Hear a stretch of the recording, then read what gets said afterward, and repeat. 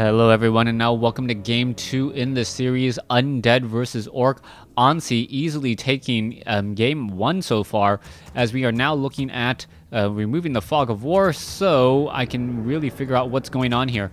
Alright, it is going to be close spawns here on Turtle Rock, and in game 1, Fly had opened up with, well, with a questionable strategy.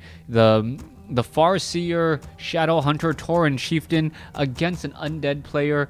He really didn't execute that strategy all too well, and it really felt like his opponent knew what was happening as he picked up a Beastmaster at level or at tier 2 to get Quill Beast in order to shoot down those Wind Riders. A combination between those Troll Berserkers, those Crypt Fiends, and those Wind Riders was more than enough. As we now see perhaps Fly going to be changing up his strategy here in game 2. Also very slow peons moving back and forth here. I don't know if you know this, but there is actually a peon trick where you can move these peons back and forth slightly faster, and by moving them slightly faster, or by manually clicking on them, you can actually move them slightly faster, so 4 peons can harvest as quickly as 5. Back in the day, on certain spawns on Turtle Rock, you were able to position your farms in such a way where you only needed 4 workers to fully saturate that gold mine. Alright, coming across, we are going into the Farseer again. So Farseer a second time, you can see that there is currently no barracks, and with no barracks, it looks like it is going to be Farseer harassment again. Now, we saw how that worked the first time around. The Acolyte did come around. I don't know if the Acolyte actually saw his opponent's base here. I would assume so, as he is now backing off. And what is going to be happening as the Farseer going to perhaps pop on out, pick up a Clarity Potion and a Healing Salves, as we're already teching to tier 2. That tech to tier 2, very important to try to get that very fast Shadow Hunter and perhaps try to abuse. This map does in fact have a tavern in the center, so Quill Beast could once again be coming as the Farseer is now making its way out across. Will the close spawns make it much easier for the Farseer to execute harassment? I do believe so, as the ghouls are now coming in for a bit of an engagement, and you can see that there is already an additional extra Acolyte in play. There goes one wolf already, as the Death Knight may be able to get off some easy experience there. No, I don't believe he got the extra experience for the second wolf, as the Nerubian Tower actually shot that down. Sometimes it's better to just focus the Nerubian Tower onto another building so you can have one of your own units finish this off here. You can see that the Farseer is just launching attacks against those ghouls, and that is a fair number of ghouls. And what I'm quite surprised about is the number of ghouls that we're looking at.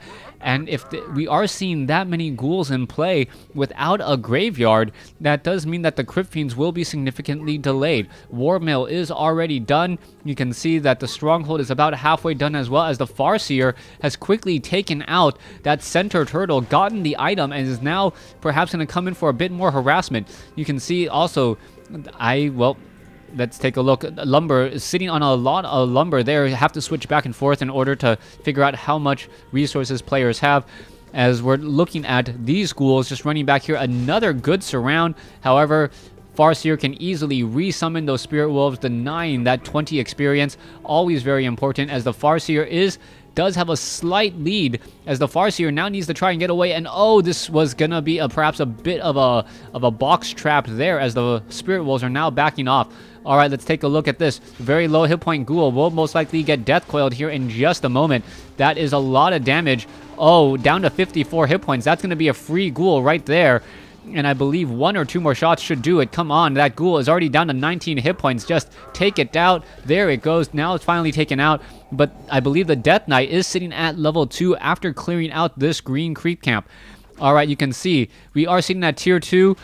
We are not getting anything right now. Very small, as the Farseer could end up getting surrounded right here. Alright, needs to run back over here. You can see a lot of damage being fighting back here. And what's important is that the Farseer does have a fair amount of hit points after that potion of healing. You can see that he's not taking that much damage. He is slowly taking that damage over time, and what may end up happening is just a Scroll of Town portal buying even more time, taking down more units. And now that the Farseer is sitting at level 2, a Chain Lightning could even come in. There's a Death Coil, and oh, this could be extremely bad. Are we gonna see? Oh, there's another potion of healing, beautifully done. Are we gonna see a Chain Lightning? Yes, we do. And all of a sudden, this engagement, which looks so bad for the Fly, is now looking extremely good. You can see that, oh, this one Farseer, oh, gets a beautiful surround there. You can see that the Healing Salve, the Death Knight, does not have enough for a Death Coil, and that would certainly have been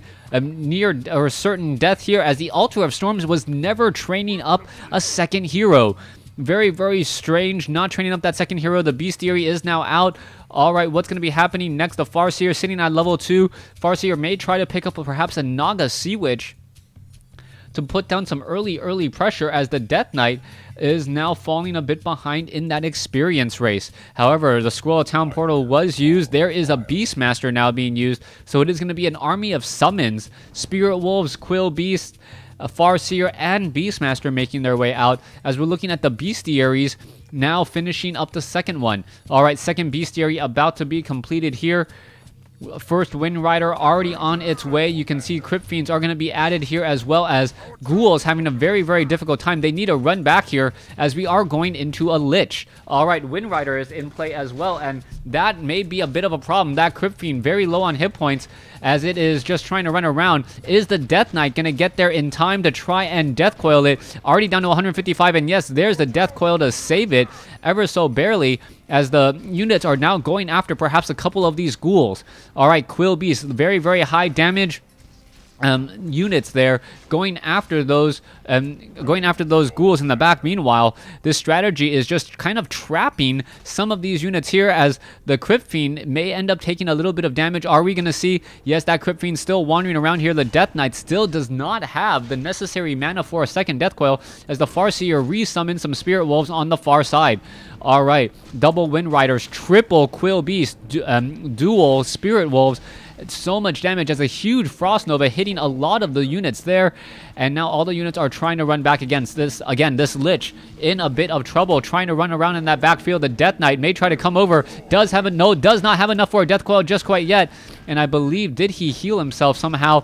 It looks as though, yes, the Death Coil goes onto the Beastmaster instead. The Lich is very low on hit points, though. That may be a bit of a mistake there, as there is still plenty of units on the field. One of the benefits of the Beastmaster is, even if you take out the Beastmaster, its summons can still be on the field for quite some time, and that presence is still clearly felt at this point. There is Web now finally being brought over. Looks as though the Acolytes are going to be falling here. One very low hit point Crypt Fiend one very low hit point Wind Rider getting taken out there, as we are still seeing more and more damage coming in. Those Wind Riders in that back. It looks as though, yes, there goes another Wind Rider, or a Wind Rider Spear, taking down one of those Acolytes, only using 3 of the 5 spots to mine right now, as another Spirit Tower is being constructed. Alright. It looks as though we are canceling the Wind Rider strategy. Farseer is sitting at level 3. It looks as though the Beastmaster is just now being resurrected. That was a bit of a mistake there, to not resurrect him earlier. It doesn't take much time to resurrect a level 1 hero. He should already be back out on the field, as both sides go to their separate corners to try and creep. The Farseer does have a bit of an advantage in terms of how much damage his army can do. Those Wind Riders are extremely potent. You can see that the Ogre Warriors, how quickly they are falling, as we are now going after this Ogre Magi. And once this Ogre Magi falls as well, it's going to drop a Pure Up to Vitality, Rune of the Watcher, very nice items. And this Farseer is just becoming much more of a tank. Alright, level 3 on the Farseer, level 1 still on the Beastmaster. Meanwhile, the Death Knight not too far behind. The Lich is now going to be getting up to level 2 as well. And are we going to see perhaps the Farseer attempt to creep out this red creep camp here? Yes, he is. There are 2 Troll Berserkers, and I believe the webs will be coming down on them pretty quickly. Alright, Ogre Lord is going to get taken down very fast as well. There's a Shockwave taking down only one unit there, but the Ogre Lord is going to fall. Beastmaster is going to get to level 2 off of this creep camp very easily. Medallion of Courage, very nice item. may even be transferred to the Farseer as, well, it actually works fairly well on the Beastmaster as well. Additional strength for extra damage and also more mana for more summons. Level 2 on the Beastmaster. We may even get to level 4 on the Farseer here after clearing out this creep camp. Was the rune of healing dropped? I gotta believe so. I just don't see it. As we're looking at this Lich wandering around, that Lich is just in a horrible spot. Could easily get picked apart. I don't know what he's thinking. That Lich is now pretty much in trouble. How much damage is gonna be had here? Speed Scroll now being used as well. There's a Death Coil, and wow. I didn't know which missile was going to hit first, as we now see the Death Knight taking a bit of damage. All right, that Death Knight now attempting to back off. You can see that Death Knight, how clear or how close of a fight it was. The Speed Scroll not enough here, as we're still creeping out these creep camps. Level 3 on the Farseer will get to level 4, as we're looking at the Spirit Wolves still doing a little bit of chasing here. All right, there is level 4 now. There goes some other extra sea turtles, as well as this Farseer. Not going to resummon his wolves. Just going to lose them very quickly, very nonchalantly there. We do have a Scroll of the Beast, not necessarily the item he was looking for. And we are now looking at these Wind Riders getting in some very easy shots onto that Lich. The Death Knight has plenty of mana, but the Death Knight does not want to be wasting mana just healing off of what essentially is free damage that Fly was able to deal so far. All right, also very high armor there. Are we going to perhaps see a Death Coil? No Death Coil.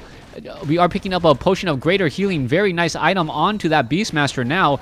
Or wait, Farseer? Farseer has it, as the Beastmaster still sitting at 330 hit points. All right, we're going to go into a little bit of an engagement here. All right, there's another Frost Armor. That extra armor, the really thing that's keeping that Death Knight alive, as those Wind Riders are still giving chase.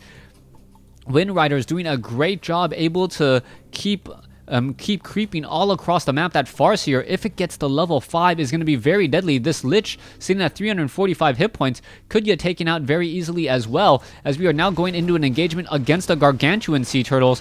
Are we going to, yes, summon some Spirit Wolves? It looks as though those Spirit Wolves will fall. 34, 32 damage. Yes, they do deal a little bit of extra damage there, as we do also have a Scroll of the Beast. Dual Scrolls of the Beast on that Farseer, not going to be that altogether useful. Maybe a little bit of extra burst damage here, as we are just flying across the map. We still have this red creep camp, which could get crept out very, very easily. Perhaps the Beastmaster is going to be heading over there. Orb of Lightning is being added.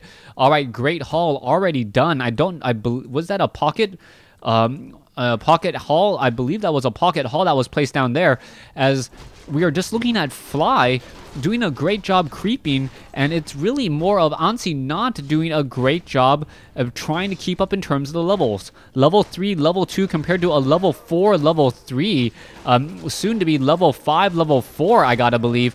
As the Farseer, yes, does get to level 5 here. The Beastmaster still sitting at level 3. He has a Cloak of Flames and an Orb of Lightning. That is some very serious damage that the Farseer and the Beastmaster could be doing. All right, let's come back over here.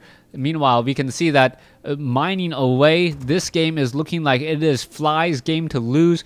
Only if he makes some horrible, horrible mistakes will he be losing here. Shadow Wolves now being added. That damage is extremely, extremely high, especially against those unsuspecting Crypt Fiends. Crypt Fiend just a day late and $1 short on that Death Coil. 75 mana loss, Crypt Fiend loss, nothing to really show for it, as we're looking at this Beastmaster still wandering around here. All right, we still have, I believe, 2 red creep camps left on the far side of the map. The Beastmaster could try to get to level 4 there, but strike while the iron is hot. It really feels like the Wind Riders could really just win out in this next battle pretty easily. All right, I believe one of the Scrolls of Beast were sold. We do have a Scroll of Healing, and now are we going to be going into an engagement here? One Ghoul already down. Oh, Gargoyles now in the air going in for the engagement. There you go. There's the web down. There is a Chain Lightning, as both sides are fighting. All right, who's going to come out on top? I can't really tell who has the advantage in this fight, but the Gargoyles are just going to town onto all of those Wind Riders. A bear now being added into this fight as well. Very, very serious damage. But the problem with the Gargoyles is if you have too many and you win the air fight, their ground fight is just not nearly as useful, especially when trying to go up against these bears and these Spirit Wolves. All right, the Spirit Wolf now going to perhaps go after some of these other units here. Crypt Fiend going to go after another Wind Rider here. It looks as though the Death Knight is able to save off one Crypt Fiend there. but it is still not going to be enough as that Raging Bear is bashing and stunning his opponent's Crypt Fiends. That Raging Bear with Bash, all you need, I believe that, I think level 3 Bear gets Blink. So a blinking, bashing bear, beautifully bold. Yeah, can't continue the B reference. Anyways, let's go ahead and see what's happening next. Wind Riders are there. Raging Bear is ready to go. You can see the Beastmaster and the Farseer almost level 6, level 5 on each of those. The Death Knight only seen at level 4. Lich is almost at level 4 as well, as he needs to find a little bit more experience. Back down over here, we are now picking up a Goblin Tinker as the third hero, and this is an unusual new style of orc that I have not seen in quite some time. Picking up the Goblin Tinker, that Goblin Tinker now trying to get to level 2, does also have a Pocket Factory as well, should be able to get some easy damage here, and that Tinker at level 2 is going to be a serious tanking threat. Also with that Potion of Greater Healing, gonna survive and stick around for quite some time. As this Goblin Tinker, which is generally very mana intensive, I am curious as to what's going to be happening here next. Alright, let's go. Beastmaster, Goblin Tinker, is he going to launch a Pocket Factory here? I believe so. He's going to launch another Pocket Factory, perhaps right off over here. No, saving the mana instead, as all the other heroes have backed off, and this Goblin Tinker may get to level 3 in a very short amount of time. Meanwhile, we can see that the army, Lich is sitting at 4, Death Knight sitting at 4. We are going to go for an engagement, a quick hiding inside the burrow, as all the units are now going to be backing off. Tinker now sitting at 3 already, does have a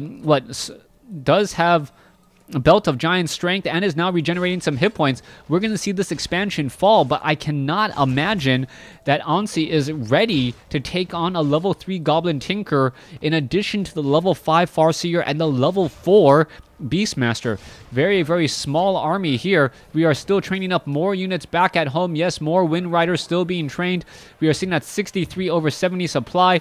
And where are all these units going? All right, rounding off back to the north here. We are now finally at Black Citadel. How much supply? 33 over 50. Anxi is seriously in trouble, as the units are now gonna go in for a bit of a charge here. That Goblin Tinker could easily just throw down a Pocket Factory here at any moment. Right here would be a perfect spot for it. And once that Pocket Factory is there, all of these units are just gonna take so much damage. Crypt Fiend taken down extremely easily. Looks like the Nerubian Towers and the Black Citadels are all here. Spirit Towers as well. Even with so much tower coverage though, the Wind Riders going after those ghouls, taking them down. The Pocket Factory still cranking out more and more Clockwork Goblins. And that was a very easy game for Fly. Fly walking over his undead opponent, evening up the series. Thanks for watching. Thanks for listening. Hope you guys enjoyed Game 2.